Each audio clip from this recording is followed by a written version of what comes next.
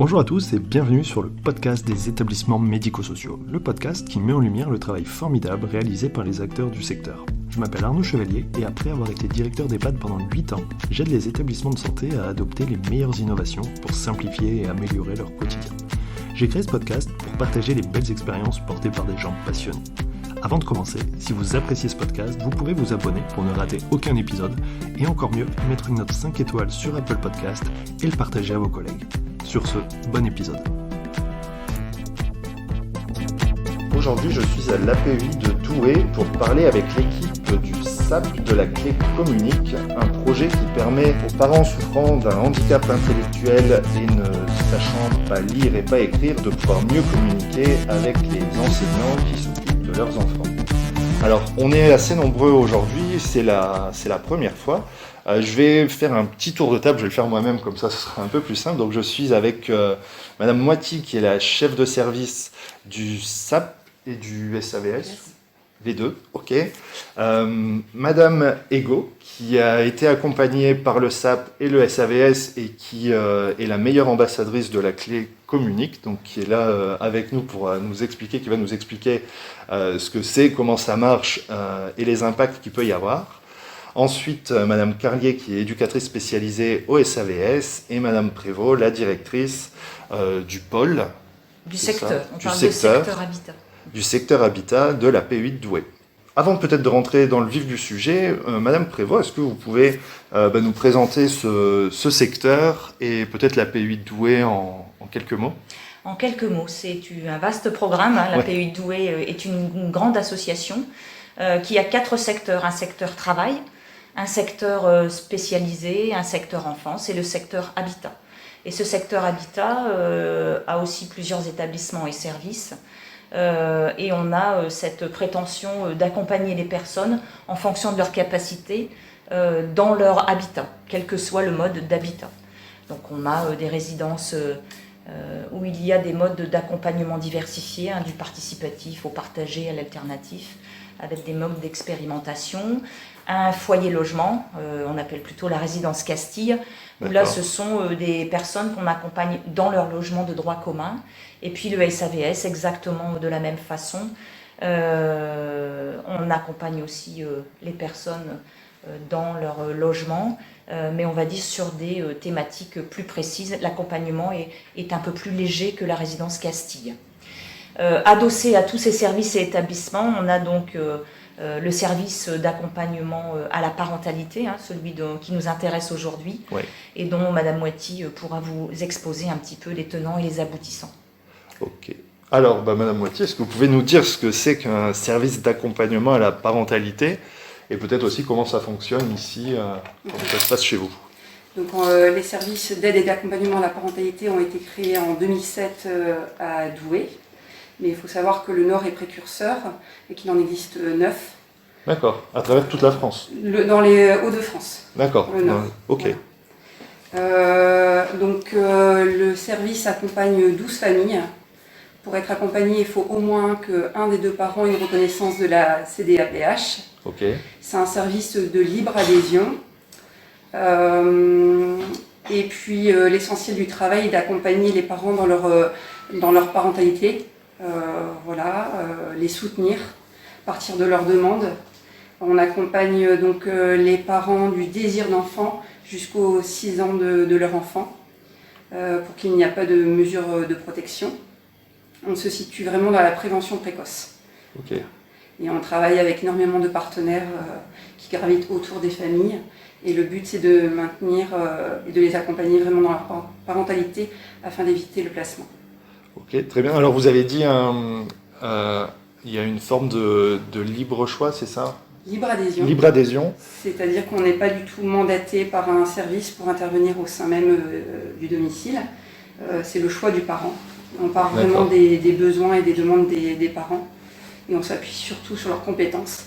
Parce qu'il faut savoir qu'il y a souvent un stress et une épée de Damoclès au moment de la naissance par rapport à la question du placement, et qu'on est là essentiellement pour les rassurer, parce qu'il y a énormément de compétences et on est là pour les dévoiler. D'accord.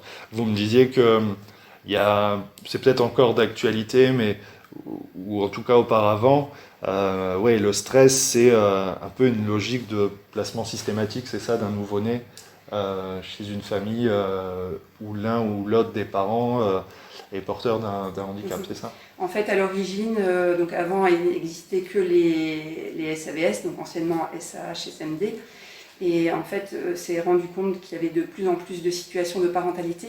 Ouais. Et également, le constat, c'est qu'il y avait beaucoup d'enfants qui étaient placés, car les parents étaient non lecteurs, voilà, avaient des difficultés à se repérer voilà, dans l'environnement, ce qui a impacté aussi voilà, au niveau des enfants. Et le constat était qu'en amenant un accompagnement de proximité, cela permettait d'éviter le placement et de maintenir le lien parent-enfant le plus longtemps possible. Ok. C'est terrible quand même, parce que ça voudrait dire que juste le fait de ne pas savoir lire, ça entraîne le placement. Alors, il y a toutes les conséquences lecture, autour. mais il y a aussi le manque d'anticipation, Ouais, okay. Voilà, les difficultés de compréhension qui font que voilà, un accompagnement est nécessaire. Et en tout cas, les parents en tirent des bénéfices et on voit qu'il y a une réduction des placements. Ok, je comprends. Alors du coup, ça nous permet la transition vers ce projet en fait, qui est de soutenir et d'aider les parents non lecteurs à l'accompagnement enfin, plus que l'accompagnement, c'est la relation avec l'école en fait pour leurs enfants. Alors peut-être d'abord, est-ce qu'on peut peut-être expliquer ce que c'est ce projet de clé, la clé communique? Oui. Madame Ego, on vous écoute. Tout à fait. Alors, en fait, si on a voulu créer cette clé, en fait, on était plusieurs parents à lancer ce projet. D'accord. Donc, on a voulu, pour dire que les parents, s'ils ne savent pas lire et écrire, de faire des petits pictogrammes avec les jours de la semaine. Et ça peut aussi aider au niveau des professeurs qui ont plus la félicité de voir avec les parents. Et dire, ben voilà, si mon garçon ne sait pas lire, ma fille ne sait pas lire, et nous, en tant que parents, on a difficulté de ne pas savoir lire. Donc, grâce à cette clé, et avec tous les trucs qu'on a créés, ça peut aider aux professeurs et aux enseignants de mettre, ben voilà, mon garçon, tel jour il y a piscine, tel jour il y a sport et tout ça. Et il remet ça dans le cahier, comme ça, les parents, ils peuvent dire, en ouvrant le cahier le soir, en rentrant, de dire, ah bah oui, effectivement, tel jour, telle date, il faut que mes enfants préparent le nécessaire pour dire, ben voilà, on n'a plus en difficulté et au moins, on sait qu'on peut aller voir les enseignants et les enseignants peuvent rassurer les parents. D'accord, c'est un moyen de communiquer, donc en fait c'est une clé USB dans laquelle il y a des fichiers qui peuvent être faits par l'enseignant avec des pictogrammes pour en fait pouvoir transmettre une feuille aux parents avec des informations sur ce qui va se passer soit le lendemain, soit dans la semaine, voilà, soit... Tout à fait. Et en sachant aussi que les parents, si leurs enfants sont malades, ils peuvent mettre le petit pictogramme avec dire, ben voilà, mon enfant est malade, on a rendez-vous telle date et telle D'accord. jour. On comprend pourquoi ce projet, on comprend que la logique c'est vraiment de faciliter, d'améliorer la communication. Il y a plein de sujets et d'exemples concrets sur lesquels on pourra revenir. Vous avez été à l'origine du projet, vous avez participé à ce projet dès le début? Oui. Oui, c'est au moment que mon garçon qui a été rentré au CP. En fait, il y a eu un mauvais échange avec l'ASTIT. Ce jour-là, mon garçon devait participer à une sortie et moi, je pensais que c'était l'enseignant qui devait fournir le pique-nique. Et quand j'étais déposé mon garçon à l'école, ils me disent bah, vous n'avez pas pris le pique-nique. Bah, moi, je pensais que c'était vous parce qu'on n'avait pas eu d'indication, tout ça. Donc, ce jour-là, vraiment, j'étais obligée d'aller voir si je pouvais aller retirer l'argent. Et heureusement que ce jour-là, j'ai pu toucher et aller chercher qu'est-ce qu'il faut. Donc, de là, j'ai dit aux enseignants bah, la prochaine fois, mettez bien les indications pour pas que ça arrive à d'autres parents. Ouais, c'est ça, parce qu'en fait, s'ils l'écrivent sur une fiche comme on peut faire habituellement, mais si vous ne lisez pas, en fait, bah, forcément, vous ne pouvez pas le savoir. Et ouais, on peut imaginer qu'il y a un pique-nique par la cantine. En même temps, comme j'avais un peu de difficulté au niveau de la réécriture, donc c'était un peu difficile. Ouais, je comprends. Comment ça s'est passé, la mise en place, la construction de ce projet-là? J'imagine que ça ne s'est pas fait du jour au lendemain. Comment ça s'est construit? Non, bah, en fait, avec le service, ils nous ont proposé est-ce que, avec d'autres parents qui étaient suivis aussi, de créer cet outil. Donc on a dit oui, ce serait bien. Au moins, si nous, on peut aider des autres parents et pour leurs enfants, ce serait super génial, quoi.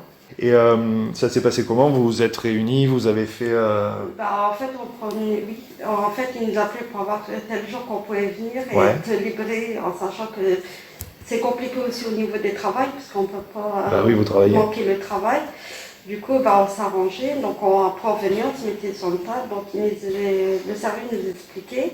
Et puis après, avec des petits dessins, on disait, ça c'est bien, ça va être un peu compliqué, et puis ça s'est fait naturel. Ouais, en tant que famille et concernée, du coup, vous pouviez, en fait, vous avez pu peut-être choisir ce qu'il y avait besoin comme picto, comme nécessité c'est pas des sujets de communication, mais c'est un peu ça quand même. C'est ce qui est important, quelles informations est important de pouvoir transmettre. Pour nous, c'est vraiment important de faire participer donc, les familles et les parents. Même si on a fait appel donc, à la CAF, au réseau d'écoute, d'appui, d'accompagnement des parents, justement pour avoir le financement, pour créer cette clé. Mais c'est vrai qu'il y a eu donc, des groupes de parents et professionnels avec l'intervention d'un infographiste, Titan Production. D'accord. C'était vraiment important de travailler tous ensemble et que les parents donnent justement leur regard, leur avis sur le choix des pictos et des images utilisées. C'est les personnes les mieux placées. Oui, et puis j'imagine qu'il a fallu tester, voire faire en sorte que des pictos, en fait, c'est bien, mais ça peut parler à certaines personnes et moins à d'autres. Donc peut-être tester, réajuster. Tout à fait. Ça vous a pris combien de temps pour construire, on va dire, une clé avec l'ensemble des pictos qui soit suffisante pour être vraiment utilisable? Je pense que c'était un travail sur 1 an. Oui. D'accord, quand même, ouais. Voilà. C'est Maryse Delannoy, la chef de service, qui était là jusqu'au fin décembre, qui est à l'origine du projet. Ok. Et qui a mené à bien ce projet. Et une fois que la clé est construite, donc vous avez des partenaires, vous avez des subventions, notamment la CAF qui permet de faire intervenir aussi un professionnel pour la partie illustration, pour avoir vraiment quelque chose à la fois de pratique et puis de pro aussi, parce qu'il faut que ce soit un outil pour qu'il soit bien accepté et adopté, il faut qu'il soit vraiment efficace et que ce soit nickel en fait. Après, une fois que c'est construit, comment vous faites pour que la clé soit utilisée, qu'elle soit connue, pour que vraiment ça puisse se développer en fait? En fait, dès qu'on a créé la clé, on a été on est passé à comment on appelle, au colloque, donc avec des personnes qui nous ont représentés. Donc on a été... Donc moi j'ai été, et puis en fait c'est des messieurs qui parlaient, et puis il y a un monsieur qui dessinait tout ce qu'on disait, et c'est de là qu'on a parlé de la clé, comment elle fonctionnait, pour dire aussi qu'après il y avait des autres parents qui étaient aussi dans la salle pour représenter des autres choses. Okay. Et après à la fin on a été installés sur une table, et puis il y a des parents ou même des professeurs qui étaient là, et ça leur a vraiment intéressé d'utiliser cette clé dans les écoles. Quel type de colloque? En fait, c'était le colloque Extraordinaire Parents qui a eu lieu en 2019, qui a été... c'est les 9 STAPS qui sont à l'origine justement de ce colloque, pour sensibiliser, et le but était de faire participer énormément de personnes et de parents. Dans ce colloque, donc les outils étaient proposés, il y avait des stands. Et la participation à des colloques comme celui de Perpignan a permis aussi de communiquer sur cet outil. Et de là, les demandes ont vraiment explosé. Vous avez commencé par les SAPS, ce qui est logique en fait, parce que finalement, si c'est le même service, ils vont avoir potentiellement le même contexte et les mêmes besoins. Ensuite, pour toucher peut-être d'autres types de structures, voire même les écoles et l'éducation nationale, comment vous y prenez? En fait, là que moi je reste, il y a juste une école à côté. Donc on a présenté cette clé à cette école. Et du coup, c'était la première école qui a voulu tester l'outil. C'est l'école peut-être où vous aviez vos enfants? Oui. D'accord. Donc ils l'ont mis en place, et la question La question peut-être la plus importante, c'est quel impact et qu'est-ce que ça a pu changer en fait d'utiliser la clé? Eh ben, je pense que ça a aidé beaucoup de parents et surtout beaucoup de professeurs. Ouais. Et je pense que les parents qui l'utilisent, même les écoles, à mon avis, je pense que ça va beaucoup mieux et qu'il n'y a plus de confusion et surtout aussi pour les enfants qui ont été en difficulté, que je pense que là, ils sont moins en difficulté. Bah ouais.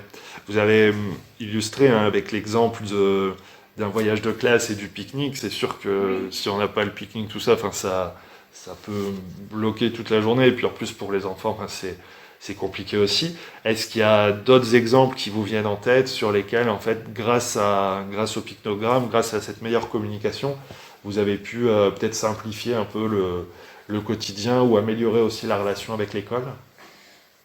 Je pense, oui. Beaucoup. Il y en a beaucoup. Même ceux qui ne sont plus dans l'école là qu'ils étaient, parce que là, ils ont changé, évidemment. Mais je pense que les autres parents qui utilisent, je pense que oui, il y a beaucoup. Et puis pour les enseignants aussi, ça peut être beaucoup plus simple. On parlait tout à l'heure, en préparant, mais de cette notion de photo de classe, voilà, les choses, il y a les choses qui sont régulières dans le quotidien, en fait. Se dire, voilà, par exemple, tous les mardis, on a sport, il faut les affaires de sport. Enfin voilà, on peut faire un programme au mois ou à l'année, mais après il y a aussi toutes ces choses ponctuelles. On peut parler d'un voyage de classe, on peut parler de la photo de classe. La journée pédagogique où le parent pouvait amener son enfant à l'école et que finalement il n'y avait pas de classe. Ouais. Donc voilà, un stress parental qui s'ajoute.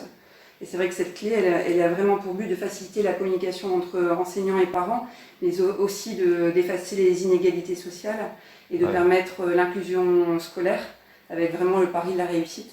Donc voilà, elle englobe vraiment beaucoup d'objectifs.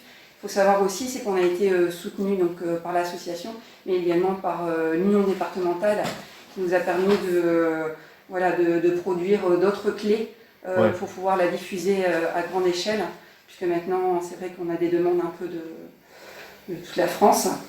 Et donc, voilà, c'est aussi financièrement, c'est aussi important d'être soutenu.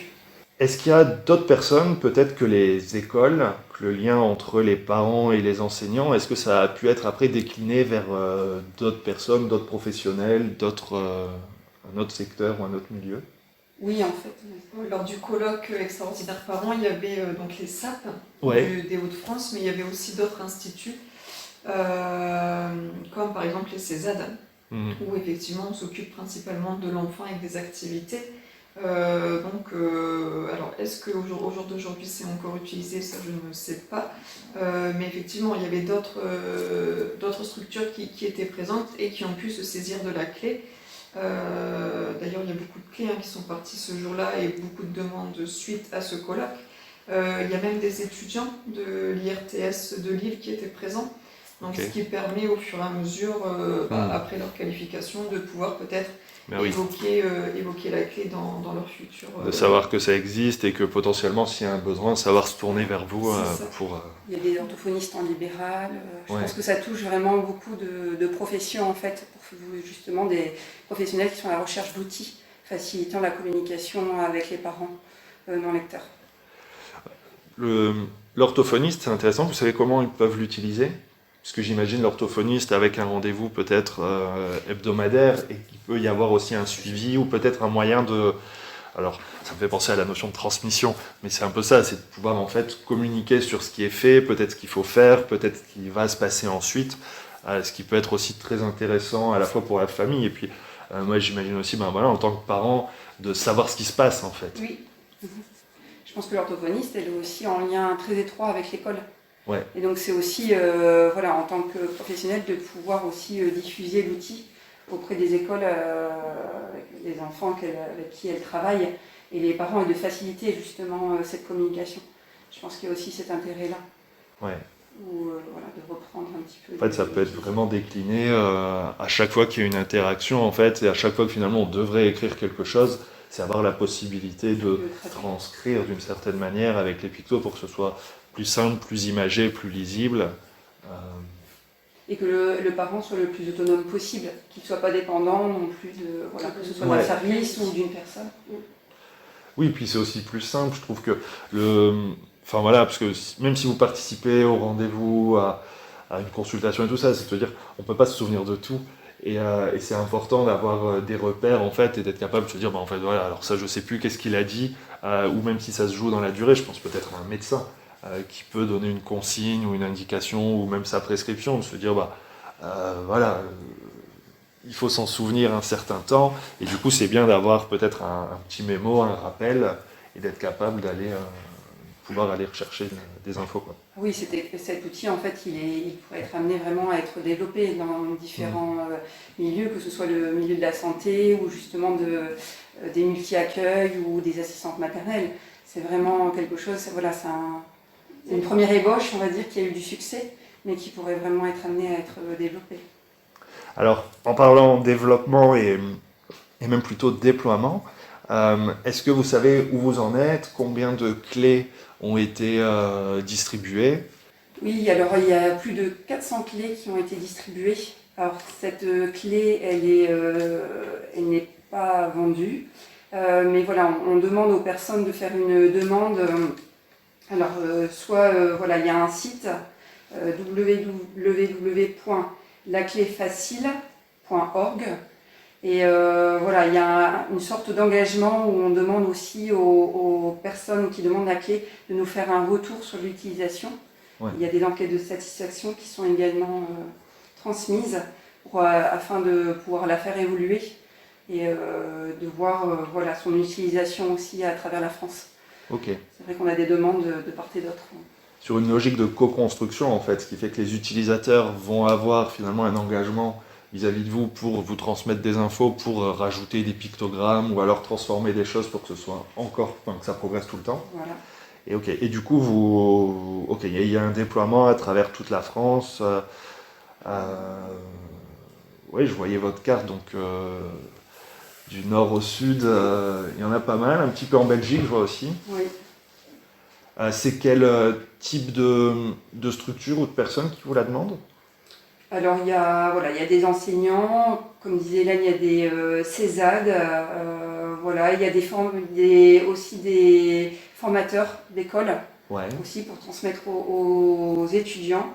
Je pense que ça c'est aussi important de le dire, des mandataires judiciaires, toute personne qui quelque part gravite autour des parents en situation de handicap intellectuel et qui peuvent être aussi ambassadeurs de cette clé auprès des parents. Vous avez répondu à la question suivante, c'est comment on se la procure. Donc elle n'est pas vendue, par contre vous avez un site internet, je mettrai le lien dans les notes. Et du coup en fait on vous sollicite et ça se passe comment? Il y a une petite discussion, vous expliquez comment ça marche et vous l'envoyez, ou est-ce qu'il y a des délais, ou comment ça fonctionne? Donc on a Véronique Valran qui est la secrétaire des services, qui s'occupe vraiment du site et de la communication autour de cet outil. Et elle réceptionne toutes les demandes et puis elle se charge de l'envoi de la clé avec le formulaire de demande qui est sur le site également. Ok, on en discutait tout à l'heure, il y a à peu près un questionnaire au moins une fois par an qui permet après d'évaluer comment c'est utilisé et avoir les retours par rapport à l'utilisation. Très bien, alors peut-être pour finir, pour conclure, c'est quelle évolution vous prévoyez? Est-ce qu'il y a des choses qui sont prévues pour aller encore plus loin au niveau de la clé ou... Je pense après, s'il y a des demandes pour renouveler un peu la clé et puis mettre encore des petits pictogrammes qui ne sont pas forcément encore dans la clé, je pense qu'après, si on peut l'améliorer, oui, pourquoi pas. Il y a toujours à améliorer, et puis finalement 400 c'est beaucoup, mais finalement quand on regarde par rapport à un besoin qu'il peut y avoir, c'est encore peu, donc il y a aussi tout un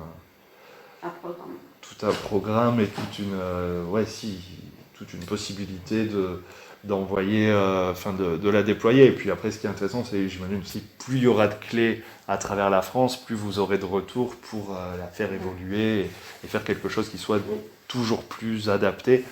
J'imagine que ça évolue aussi en fonction de ce qui se passe, pas pas forcément de l'actualité, mais il y a des nouveaux usages tout le temps. Peut-être que le confinement a fait qu'il a fallu aussi réajuster, rajouter des pictogrammes aussi en fonction de nouvelles situations. Oui, parce que là, quand il y a eu entre guillemets le confinement, quand les enfants qui ne pouvaient pas aller à l'école et les parents ne pouvaient pas aller travailler, quand les il y a des parents qui devaient se déplacer à l'école pour aller chercher des devoirs, mais pour les parents qui n'avaient pas d'internet et qui ne pouvaient pas taper pour faire les devoirs des enfants, donc c'est compliqué parce que moi c'est pareil, donc pour moi c'est une personne qui venait se déplacer pour me transmettre les devoirs. Ouais, d'accord, c'est vrai que on est peut-être encore plus confronté avec les confinements, le télétravail, l'essor des visioconférences à cette fameuse fracture numérique. Et si autant avant on pouvait se déplacer plus, avoir plus de contacts, c'était peut-être aussi plus simple à la fois juste de discuter, mais aussi de pouvoir donner une feuille en fait, un papier. Que là finalement, quand chacun doit rester chez soi, c'est aussi plus compliqué. Et c'est vrai qu'on s'est tous tournés vers la visio ou le mail, et ça complexifie encore plus les choses pour les personnes qui sont en dehors de ça.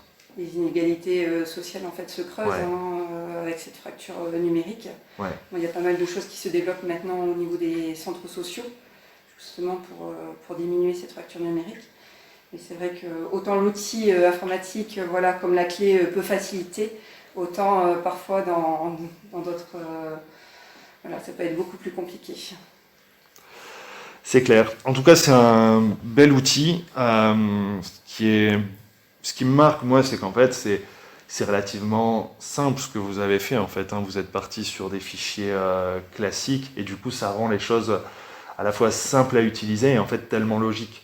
Et c'est de se dire que c'est même étonnant, un peu bizarre que c'est vous qui avez dû le créer et que ça arrive, alors ça a quelques années, mais que ça arrive que maintenant en fait, et que ce soit pas quelque chose qui existe depuis qu'on peut imprimer des pictos et que ce soit accessible partout en fait. C'est ça qui est quand même assez étonnant. Mais bon, ça a au moins maintenant le mérite d'exister. En plus, vous le distribuez librement en échange d'un retour d'expérience qui est normal et dans l'intérêt de tous. Donc en tout cas, c'est un super projet et bravo.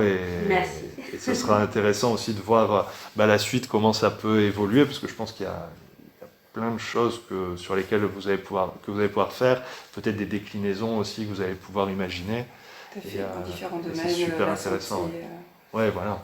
Parce que là, c'est vrai qu'on est sur la relation avec le monde de l'enseignement. C'est finalement la famille avec l'école, mais il n'y a pas que ça. Et c'est vrai que ça pourrait être encore... il y a plein de sujets à creuser. En tout cas, c'est top. Bravo à vous. Et puis, merci d'avoir partagé ça. De rien. Merci d'avoir écouté l'épisode jusqu'au bout. J'espère que le sujet vous a plu et qu'il vous inspirera. Pour m'aider à faire connaître le podcast, abonnez-vous sur votre plateforme d'écoute préférée ou notez-le et partagez-le sur vos réseaux sociaux. N'hésitez pas à me contacter sur LinkedIn pour toute remarque ou proposition de sujet. Bonne journée et à bientôt sur le podcast des établissements.